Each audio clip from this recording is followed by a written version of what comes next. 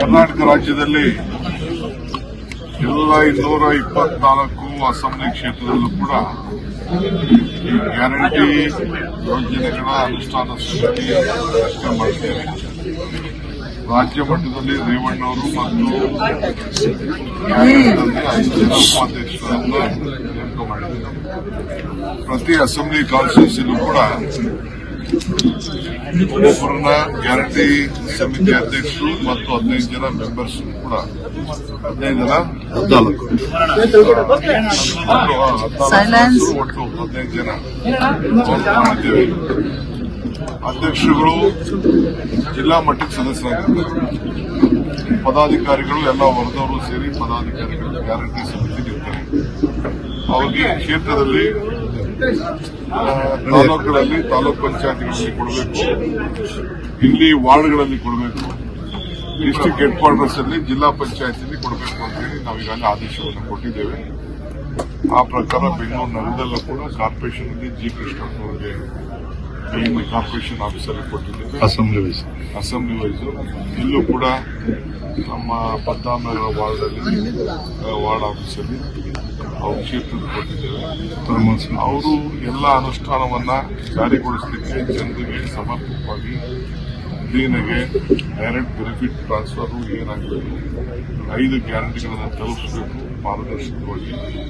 ಎಲ್ಲೂ ಕೂಡ ಲೋಪ ಆಗಬಾರ್ದು, ಯಾರು ಕೂಡ ಲಂಚ ಮತ್ತು ಹ್ಯಾರಾಸ್ಮೆಂಟ್ ಎಲ್ಲೂ ಆಗಬಾರ್ದು. ಈ ದೃಷ್ಟಿಯಿಂದ ನೋಡಿಕೊಳ್ಳಲಿಕ್ಕೆ ಸಮಿತಿ ಸದಸ್ಯರು ನೇಮಕ ಮಾಡಿದ್ದೇವೆ. ಸೊ ಇವತ್ತನ್ನ ಫೋನಿಂದ ಇಡಿ ರೇವಣ್ಣವರ ಎಲ್ಲ ಕಡೆ ಇಡೀ ರಾಜ್ಯದಲ್ಲಿ ಈ ರೀತಿ ಕಂಪನಿಗಳು ಪ್ರಾರಂಭ ಮಾಡಿ ಕಚೇರಿಗಳು ಪ್ರಾರಂಭ ಮಾಡಿ ಜನರಿಗೆ ಮಧ್ಯ ಅವರು ಕೆಲಸವನ್ನು ಮಾಡ್ತಾರೆ. ಸರ್, ಗ್ಯಾರಂಟಿ ಯೋಜನೆಗಳಿಗೆ ಕತ್ತರಿ ಹಾಕಬೇಕು, ಪರಿಷ್ಕರಣೆಯನ್ನು ಮಾಡಬೇಕು ಅನ್ನುವಂತಹ ಒಂದಷ್ಟು ಮನವಿಯನ್ನ ಸಚಿವರುಗಳು ನೀಡಿದ್ದಾರೆ. ನಿನ್ನೆ ನಾನು ಪ್ರಜಾವಾಣಿ ಪೇಪರ್ ನೋಡಿದೆ, ಅದೆಲ್ಲ ಸುಳ್ಳು. ನಾನು ಪಕ್ಷದ ಅಧ್ಯಕ್ಷನಾಗಿ ಹೇಳ್ತಾ ಇದ್ದೀನಿ.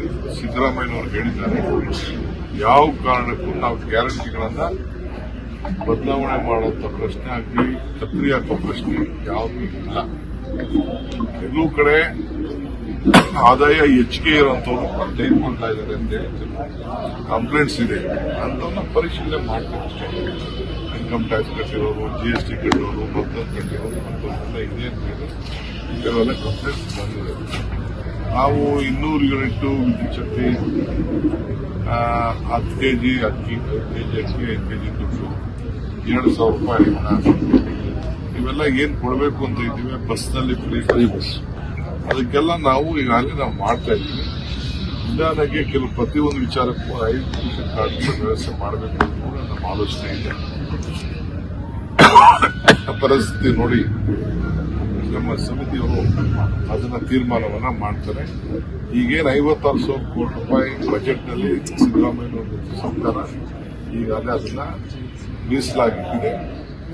ಆಮೇಲೆ ಬಸ್ನಲ್ಲೂ ಪ್ರಯಾಣ ಮಾಡ್ತಾ ಇರೋಂಥವ್ರು ಕೂಡ ಹೆಚ್ಚಿಗೆ ಬಸ್ಸಲ್ಲೂ ಕೂಡ ರಾಮಲಿಂಗಾರೆಡ್ಡಿ ಸಾವಿರಾರು ಬಸ್ಗಳನ್ನು ಪರ್ಚೇಸ್ ಮಾಡ್ತಿದ್ದಾರೆ. ಸೊ ಎಲ್ಲ ಅದರಿಂದ ಆರ್ಥಿಕವಾದಂಥ ಶಕ್ತಿ ಕೂಡ ಜಾಸ್ತಿ ಆಗಿದೆ, ಪ್ರವಾಸ ಜಾಸ್ತಿ ಆಗಿದೆ, ದೇವಸ್ಥಾನಗಳ ಭೇಟಿ ಜಾಸ್ತಿ ಆಗಿದೆ, ನೆಂಟರುಗಳ ಮನೆ ಭೇಟಿ ಆಗಿದೆ. ಸೊ ವಹಿವಾಟು ಕೂಡ ಎಲ್ಲ ನಡೀತಾ ಇದೆ. ಅವೆಲ್ಲ ಸುಳ್ಳು, ಅದೆಲ್ಲ ವಿರೋಧ ಪಾರ್ಟಿಯವ್ರದ್ದು.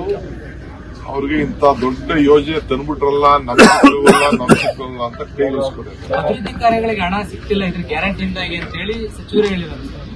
ಯಾವ ಸಚಿವನು ಹೇಳಕ್ಕಾಗಲ್ಲ, ಯಾವ ಮುನಿಯಪ್ಪನವ್ರು ಹೇಳಿದ ಅದೆಲ್ಲ ನಿಮ್ಮ ಹತ್ರ ಮಾತಾಡಬೇಕಷ್ಟೇ. ಅವೆಲ್ಲ ಸುಳ್ಳು. ಏನ್ ಕೊಡಬೇಕೋ ಕೊಟ್ಟಿದೆ. 26,000 ಕೋಟಿ ಕೃಷ್ಣ ಬಜೆಟ್ 25,000 ಈ 3 ಲಕ್ಷ ಎಲ್ಲದಕ್ಕೂ